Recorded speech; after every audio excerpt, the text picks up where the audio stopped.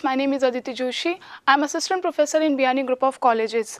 Today I am here to deliver my topic on behalf of GuruKPO.com. My topic is bioinorganic chemistry. As we all know about the biochemistry, inorganic chemistry, but this is the fusion of the biology and the chemistry. In the biochemistry, basically we deal with the metals in a biological purpose. So today I am here to deliver the bioinorganic chemistry, but in the bioinorganic chemistry, today I am cover the topic porphyrin ring. As we know, all the metals, all the enzymes, all the vitamins, most of the vitamins and most of the enzymes contain porphyrin ring. What is the porphyrin ring basically? Porphyrin ring basically इस video के अंदर हम ये देखेंगे कि porphyrin ring, what is the synthesis of porphyrin ring, what is the uses of porphyrin ring, and what kind of properties porphyrin ring contain. Basically the spectral properties we deliver in this topic. So porphyrin ring. Basically, the porphyrin ring is synthesized by the 4-pyrrole ring with the formaldehyde, or we can say phenylaldehyde, in the presence of DDQ solvent, and then we contain porphyrin ring. So this is the complete procedure of the porphyrin ring synthesis. Okay. So porphyrin ring, basically porphyrin ring जो होती है हमारी 4 pyrrole ring हैं. चारों pyrrole ring जो होती हैं वो 4 ब्रिज कार्बन से जुड़ी हुई है, और इसके अंदर बेसिकली हम देखेंगे कि इस तरीके से हमारे जो होता है ऑल्टरनेट लेवल के अंदर क्या मिलते हैं हमको, डबल बॉन्ड या मिलते हैं. ठीक है, तो एक तरीके से हम इसके प्रॉपर्टीज़ में देखें, ये पूरा इसका सिंथेसिस और ये पोरफायरिन रिंग की हमारी स्ट्रक्चर हो गई. अब यहाँ पर जो बेसिकली DDQ का यूज़ क्या है, DDQ क्या करता है आपको पता है, DDQ जो होता है वो सॉल्वेंट का काम करता है. तो यहाँ पर क्या होता है, पोरफायरिन रिंग के सिंथेसिस में DDQ क्या काम करेगा, इन्हें एरोमेटाइज करेगा, यानी इसके अंदर इस पोरफायरिन रिंग को एरोमेटाइजेशन के अंदर कन्वर्ट करने का काम कौन करता है, DDQ. The first question arises from what is the role of the DDQ. So what is the role of DDQ is to aromatise the porphyrin ring. And the second, porphyrin ring में कितने bridge carbon present है. As we know the bridge carbon is which join 2 pyrrole rings. So 1, 2, 3 and 4. So we have 4 bridge carbon. Okay. So this is the 2 properties we deliver. DDQ aromatize the system and the 4 bridge carbon is present. Now अब आप देख सकते हैं यहाँ पर हम count करेंगे कि क्या ये एरोमेटिक रिंग है, कि इसमें एरोमेटिक प्रॉपर्टीज़ पाई जाती है. तो उसके लिए हमें क्या देखना पड़ता है, what is the properties for the aromatic compound contain. First, it should be cyclic, yes. It should be planar, yes. And it should follow Huckel's rule. So Huckel rule is 4n plus 2 pi electron. So हमें सबसे पहले ये check करना पड़ेगा, did it follow the Huckel's rule or not. तो हम सबसे पहले इसके लिए क्या करेंगे, हम इसके डबल बॉन्ड्स को काउंट करेंगे. 1, 2, 3, 4, 5, 6, 7, 8, 9, 10, 11. तो total pi electrons are 11 pi bond. That means 22 pi electrons. That means it follow 4n plus 2 pi electron. ठीक है, तो यानी हक्कल्स रूल को फॉलो कर रहा है. और as we know the aromatic compound give electrophilic substitution reaction. तो आपकी पोरफायरिन रिंग की अगर प्रॉपर्टीज़ की बात की जाए, इसकी केमिकल प्रॉपर्टीज़ की बात की जाए, तो हम कहेंगे कि कौन सी रिएक्शन देता है, electrophilic substitution reaction. Okay, so this is the structure of porphyrin ring. These are the this is the synthesis process, and these are the common properties contained by porphyrin ring. After that, we study their spectral properties. Spectral properties, as we know, what is the role of spectral properties? क्योंकि spectra के through ही हम किसी compound की actual structure का पता करते हैं. तो यहाँ हम स्पेक्ट्रल प्रॉपर्टीज़ में करेंगे, हम स्पेक्ट्रल में हम 3 चीज़ें कवर करेंगे. NMR, nuclear magnetic field resonance, second हम करेंगे IR, एंड थर्ड हम करेंगे इसके अंदर UV स्पेक्ट्रोस्कोपी. ठीक है, तो पहले हम बात करते हैं NMR की. NMR में क्या होता है, बेसिकली हम NMR में डील किस चीज़ से करते हैं कि कितने केमिकली नॉन इक्विवेलेंट प्रोटॉन्स यहाँ पे प्रेजेंट हैं. तो आप इस स्ट्रक्चर को देखकर बता सकते हैं कि इसमें कितने टाइप के हाइड्रोजन गिवन हैं. देखिए, सबसे पहले ये जो हाइड्रोजन हैं जो कि इस पायरोल रिंग से जुड़े हुए हैं, इन हाइड्रोजन्स को आप कहते हैं बीटा हाइड्रोजन्स. ठीक है, सेकंड जो आपका ब्रिज कार्बन है, इसके पास भी ये जो हाइड्रोजन प्रेजेंट है, इसको हम कहते हैं मीजो हाइड्रोजन. तो आपको 2 तरह के हाइड्रोजन हो गए, एक तो बीटा हाइड्रोजन जो कि आपकी पायरोल रिंग रख रही है, और सेकंड हाइड्रोजन कौन से हुए, आपके जो ब्रिज कार्बन पे हैं, और थर्ड हाइड्रोजन है जो आपकी मिड में दे रखे हैं. ठीक है, तो यानी नाइट्रोजन कंटेनिंग दीज हाइड्रोजन्स. तो 3 टाइप के आपके पास हाइड्रोजन के, बीटा हाइड्रोजन, मीजो हाइड्रोजन, और पायरोल रिंग में जो नाइट्रोजन कंटेनिंग हाइड्रोजन है वो. तो तो यहाँ से हमारे स्पेक्ट्रल प्रॉपर्टीज़ में जब हम NMR स्टडी करते हैं तो हमें 3 तरह के सिग्नल मिलेंगे। तीनों सिग्नल 8, देखो बी इसके अंदर बीटा हाइड्रोजन कितने हैं, 1 2 3 4 5 6 7 8। तो 8 तो क्या हो गए आपके बीटा हाइड्रोजन हो गए, और आपके मीजो हाइड्रोजन कितने हो गए, 1 2 3 एंड 4। तो 4 आपके क्या हो गए यहाँ पर मीजो हाइड्रोजन, और आपको नाइट्रोजन कंटेनिंग हाइड्रोजन कितने हो गए, 1 एंड 2।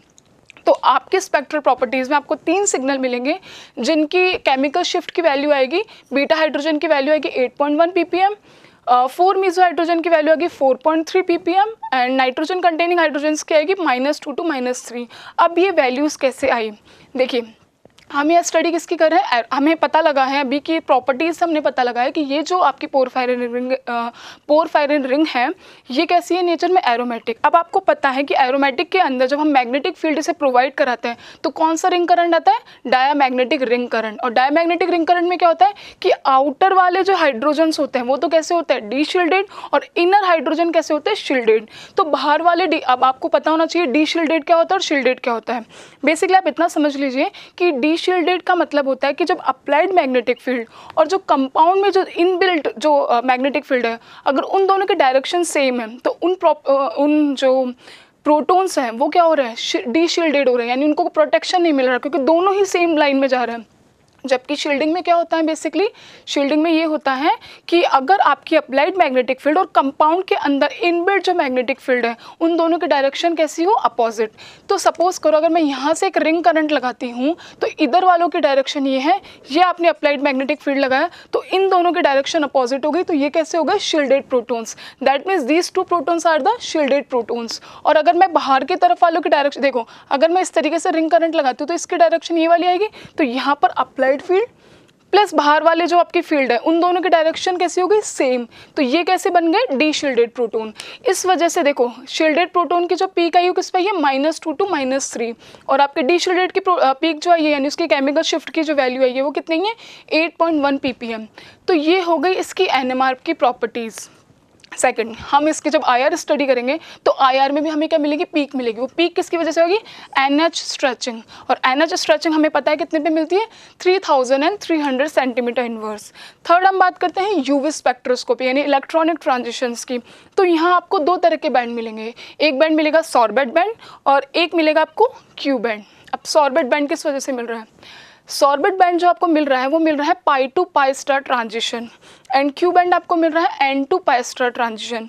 और जैसे कि हम जानते हैं कि according to the symmetry rule, अगर सेम सिमेट्री के अंदर आपके ट्रांजिशन होते हैं तो वो अलाउड होते हैं और डिफरेंट में होते हैं तो वो आपके कैसे होते हैं, फॉरबिडन।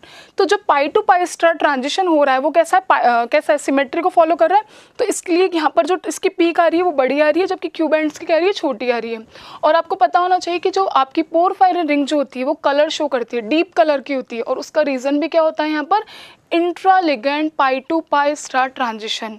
तो ये हो गई हमारी पोरफायरिन रिंग की बेसिक प्रॉपर्टीज जहाँ से क्वेश्चंस आने के चांसेस हैं। अब हम बात करते हैं कि जब आपकी पोरफायरिन रिंग, क्योंकि आपको पता है सिंपल रिंग तो काम में आ नहीं सकते और बायो इनऑर्गेनिक में तो हम मेटल्स के साथ डील कर रहे हैं। तो बेसिकली क्या होगा, जब आप इस पोरफायरिन रिंग में किसी मेटल को ऐड करते हैं तो उसकी प्रॉपर्टीज़ में क्या क्या चेंज रहे होंगे, तो वहाँ हम क्या करेंगे, इसकी कंपैरेटिवली स्टडी करेंगे कि पोरफायरिन रिंग की क्या प्रॉपर्टीज़ थी और अब मेटलोपोरफायरिन रिंग की क्या स्टडीज़ होगी या उनमें क्या डिफरेंट प्रॉपर्टीज़ होगी, उसकी स्टडी करेंगे। After the study of the porphyrin ring, now we study metalloporphyrin ring. Metalloporphyrin ring means the porphyrin ring which contain metal, the metal can be different. So basically क्या होता है, porphyrin ring को porphyrin ring में convert करने के लिए क्या करना होता है, हमें बेस की प्रेजेंस देनी होती है। हम जानते हैं कि एसिडिक हाइड्रोजन पोरफायरिन रिंग में प्रेजेंट है, तो वहाँ क्या होगा, जब आप बेस की प्रेजेंस में लिखते हो तो बेसिक एसिड बेस रिएक्शन होगी और वहाँ से क्या होगा, एसिडिक हाइड्रोजन बाहर, तो वहाँ से आपका बनता है डाई अनायन कॉम्प्लेक्स।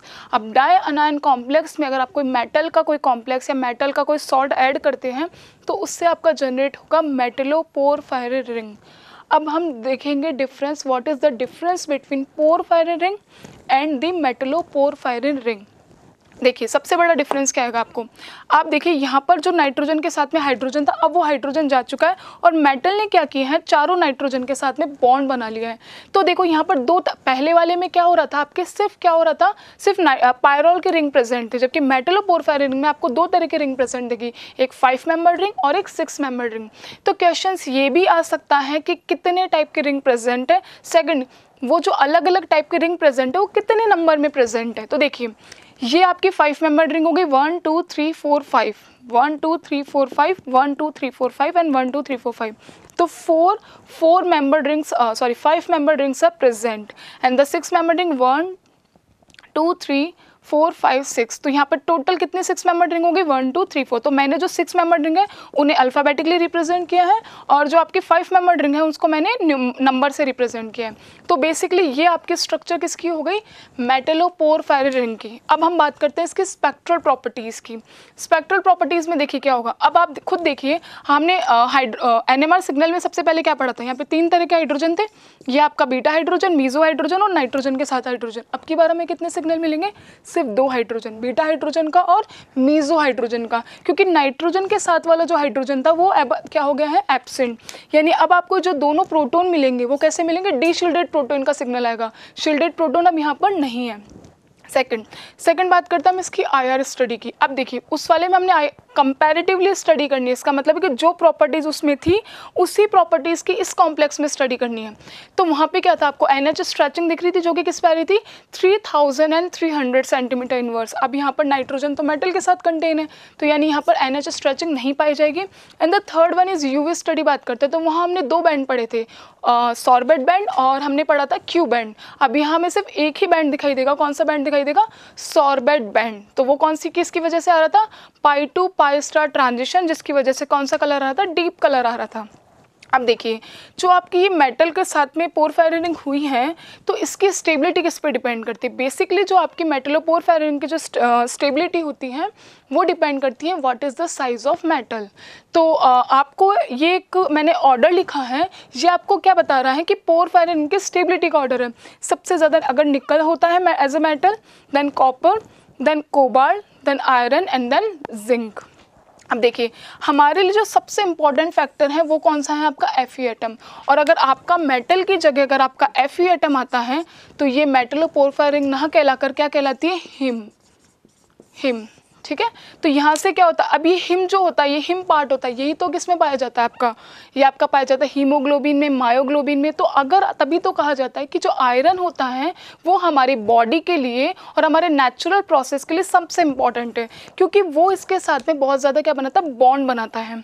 तो यहाँ पर क्या होगा, हिम प्रोटीन जो होती है, अब हिम प्रोटीन जाके मायोग्लोबिन में अलग प्रॉपर्टी शो करेगी, हीमोग्लोबिन में अलग प्रॉपर्टी शो करेगी। अगर कोई दूसरी मेटल लग जाती है जैसे CO वाली लग जाती है तो विटामिन B12 में कन्वर्ट हो जाती है। तो वो इसका पोरफायरिन यानी मेटलोपोरफायरिन का कैसा है, एप्लीकेशन पार्ट है। तो इसकी स्टडी हम क्या करेंगे, बाद में करेंगे। आज मैंने आपको बताया है पोरफायरिन के बारे में, उसकी प्रॉपर्टीज़ के बारे में, उसके सिंथेसिस के बारे में।